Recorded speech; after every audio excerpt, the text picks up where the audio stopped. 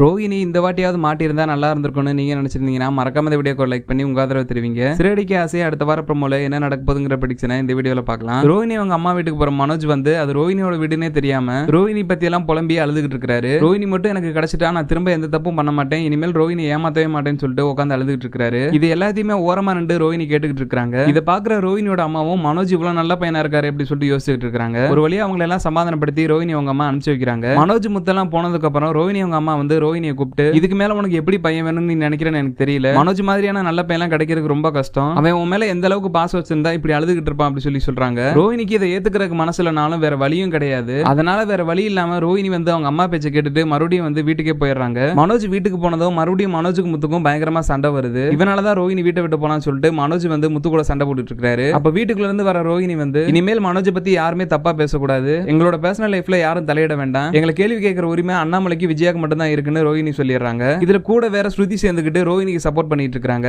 இதனால கடுப்பா வர முத்து வந்து அப்ப நான் பண்ணா மட்டும் தான் தப்பு, நீங்க பண்ணலாம் தப்பே கிடையாது அப்படி சொல்லிட்டு சண்டை போட்டுட்டு இருக்காரு. இந்த வாட்டி முத்துக்கு சப்போர்ட்டா மீனாவுமே கூட நிக்கிறாங்க. அண்ணாமலை வந்து முத்துவை கண்ட்ரோல் பண்ணி பேசாம போன்னு சொல்லி அனுப்பிச்சு வைக்கிறாரு. எப்படியோ அதிர்ஷ்டவசமா இந்த வாட்டி ரோஹிணி வந்து மாட்டாம தப்பிச்சிட்டாங்க. ஆனா ரொம்ப நாளைக்கு உண்மையை மறைச்சு இப்படியே ரோஹிணி வாழ்ந்துட முடியாது. மனோஜ் ஒரு நாளா ஏமாத்திக்கிட்டு இருந்து திடீர்னு சிக்கன மாதிரியே கூடிய சீக்கிரம் ரோஹிணியும் சிக்கி விஜயா அவமானப்பட்டு நிக்கிறத பாக்குறதுக்கு நீங்களும் வெயிட் பண்ணிட்டு இருந்தீங்கன்னா மறக்காம இந்த வீடியோக்கு லைக் பண்ணி உங்க ஆதரவை தெரிவிங்க.